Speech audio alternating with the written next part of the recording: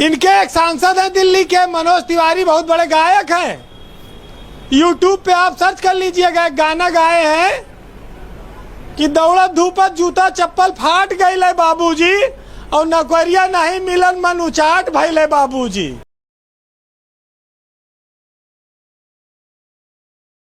दिल से बहुत खुशी हो रहा है कि हमारा देश का जो युवा है ना, जो पढ़ा लिखा युवा है, वो जग चुका है।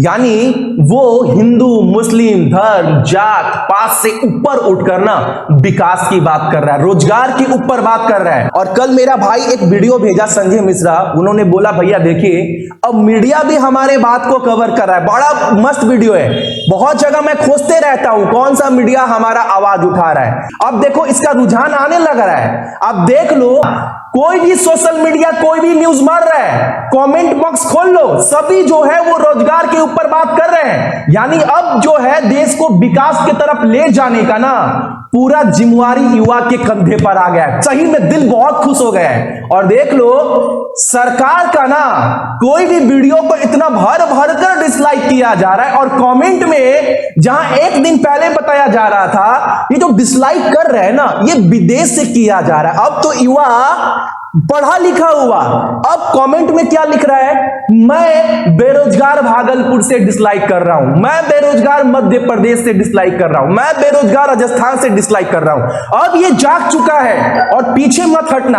आपको मैं इस वीडियो में बहुत कुछ दिखाने वाला हूं, ठीक।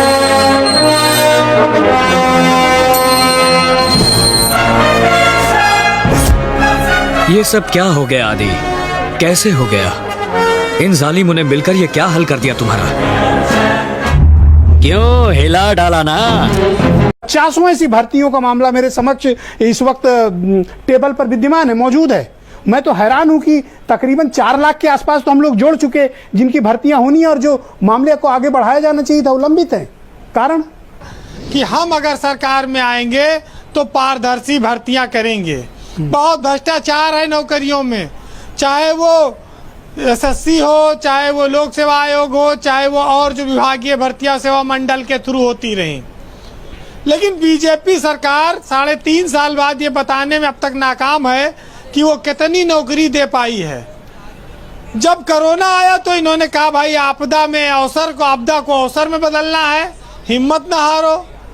तो इनकी अपील जो थी वो सबसे ज़्यादा पहले तो स्कूल वालों ने सुनी कि फीस पूरी लो बच्चों से, चाहे माँ बाप की नौकरी छूट गई हो, और तनख्वाह ऑफिस स्टाफ को, स्कूल स्टाफ को आधी दो। तो एक तो स्कूल वालों ने इनकी आपदा को अवसर में बदला, दूसरा ब्रजेश जी अस्पताल वालों ने आपदा को अवसर में बदला, और तीसरा सैनिटाइजर पे ये जीएसटी नहीं हटाकर इन्होंने खुद भी आपदा को अवसर में बदला। आज सैनिटाइजर हर घर में यूज होता है, उस पर जीएसटी क्यों लिया जा रहा है? गरीबों को राहत दो। पर इन बच्चों को काम मिलना चाहिए, नौकरी मिलनी चाहिए। बीरेन जी, इनकी गलती क्या है भाई? ब्रजेश जी मैं आ रहा हूं, जिस देश में 6 करोड़ लोगों की अब तक नौकरी चली गई है, 50% से ज्यादा लोग आधी तनख्वाह पे काम कर रहे हैं, सारे व्यापार घाटे में चल रहे हैं, वहां ये आपदा में अवसर बता रहे हैं, रोजगार। अच्छा, आप बैठे हुए हैं हमारे साथी, ये बताएं कि 69,000 शिक्षक जो भर्ती हुई थी उसमें जो भ्रष्टाचार हुआ, उसमें जो इलाहाबाद के एसएसपी ने 3 आईपीएस अफसरों ने खोला था, उसको क्यों हटा दिया गया? क्योंकि पोल खुलने वाली थी, मामले को ठंडे बस्ते में जाना था, सत्याद अनुरुद्ध पंकज को हटाया गया इसीलिए। इनके एक सांसद हैं दिल्ली के, मनोज तिवारी, बहुत बड़े गायक हैं। यूट्यूब पे आप सर्च कर लीजिएगा, एक गाना गाए हैं कि दौड़त धूपत जूता चप्पल फाट गई बाबूजी, और नौकरिया नहीं मिलन मन उचाट भइले बाबूजी। तो ये गाना तो गाते हैं बेरोजगारी का, और अपनी सरकार में इस पे चुप्पी साध लेते हैं। ये बात क्यों नहीं करते बेरोजगारी की, गरीबी की, और बच्चों के स्कूल फीस की, और लोगों की नौकरियों की? इस पे बात नहीं करेंगे क्यों?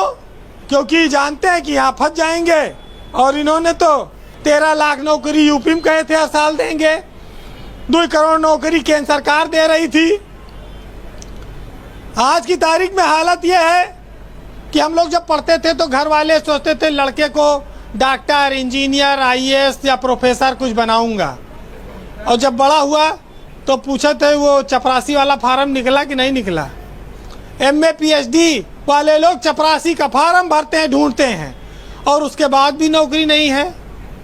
तो सरकारें लोकतंत्र में दूसरों की आलोचना करके खाली अपना उल्लू सीधा करने के लिए आती हैं, मनमानी करने के लिए आती हैं, या वाकई में जनता को राहत पहुंचाने के लिए आती हैं, ये ब्रजेश जी तय करना होगा। चलो कोई बात नहीं, कांग्रेस एक दोगली पार्टी थी, बीजेपी कहती है कांग्रेस ने लेकिन कोई सरकारी संस्था नहीं बेची, कांग्रेस तब भी लुटेरी थी, और आज भाजपा सब कुछ बेचे डाल रही है और तब भी देशभक्त है।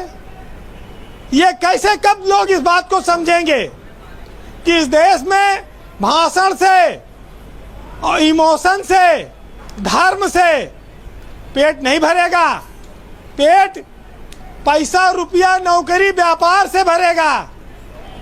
स्वयं से आपको मजबूत होना पड़ेगा, आत्मनिर्भर बनो। कहाँ मनरेगा में जाओ, फड़ुआ चलाओ। नहीं, हमारे दोस्त हीरो भाई बता रहे थे कि स्वरोजगार कर लो। ब्रजेश जी, अब तो हालत यह है कि बेरोजगारी का अंदाजा यह है कि कब्रिस्तान से अगर लड़के गुजर जाएं तो मुर्दे भी उठकर पूछते हैं क्या भैया नौकरी लगी। अब ये हालत है, इस देश के बेरोजगारों की संख्या बढ़ती जा रही है। बहुत अफसोस की बात है, बहुत अफसोस की बात है। लेकिन अब क्या करेंगे आप। आज एक मित्र भी बोल रहे थे चुनाव पे, एक साहित्यकार ने लिखा है, ये बंटी पाणे बेचारे बहुत टाइम से लड़ रहे हैं। हाँ, तो मैं ये कहना चाहूंगा कि चुनाव का अगर नामांकन ब्रजेश जी आज कराया जाए और उसके 2 साल बाद चुनाव कराया जाए और 1 साल बाद चुनाव के परिणाम घोषित किया जाए, तब आनंद आएगा। और गड़बड़ी कराने के नाम पर 3 साल तक चुनाव का परिणाम रोक दिया जाए, अदालत का फैसला हो, और कोई एजेंसी लगा के जांच हो। हाँ, कोर्ट इसकी जांच कराओ, तब तक शपथ न लेने दी जाए, चुनाव निरस्त कर दे, तब तक शपथ न लेने दी जाए। बहुत बढ़िया वीरेंद्र तब भाई। इनको समझ में आएगा कि इस देश में कैसे नौकरियों को उलझाया जाता है। युवाओं का दर्द समझ में आएगा जी। आज एक बहुत अच्छा शेर मिला है, कहूंगा, उसके बाद एक और कहूंगा जो पिछले दिनों मैंने कहा था, दोनों सुनिएगा जी। कि बच्चू बाबू एमए करके 7 साल झक मारे और खेत बेचकर पढ़े पढ़ाई, उल्लू बने बेचारे, और कितनी अर्जी दिए न जाने, और कितने फूके तापे, और कितनी धूल न जाने फाके, और कितना रास्ता नापे, फिर भी नहीं मिली नौकरी।